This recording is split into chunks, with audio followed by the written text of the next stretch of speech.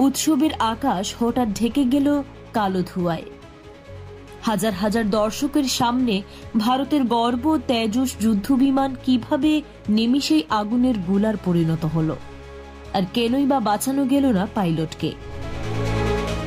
Dubai air শোতে তখন টান টান উত্তেজনা। আকাশের কসরত দেখাচ্ছিল ভারতের দেশীয় প্রযুক্তিতে তৈরি তেজস ফাইটার জেট। কিন্তু 21 নভেম্বর দুপুরে হঠাৎই নিয়ন্ত্রণ হারিয়ে বিমানটি সোজা আছড়ে পড়ে রানওয়ের পাশে। দর্শকদের চোখের সামনেই ঘটে যায় মর্মান্তিক এই দুর্ঘটনা, যাতে প্রাণ হারান দক্ষ পাইলট, যিনি ইজেক্ট করার বা বের হওয়ার কোনো সুযোগই পাননি। আন্তর্জাতিক মঞ্চে তেজসের এটিই প্রথম বড় কোনো প্রাণঘাতী দুর্ঘটনা।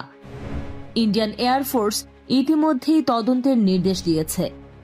এটি কি যান্ত্রিক ত্রুটি নাকি অন্য কিছু? 2024 সালের পর তেজসের এটি দ্বিতীয় ক্র্যাশ। এই ধরনের গুরুত্বপূর্ণ আপডেট পেতে আমাদের সঙ্গে থাকুন। BGN TV 24, সংবাদ যেখানে, বিশ্বস্ততা সেখানে।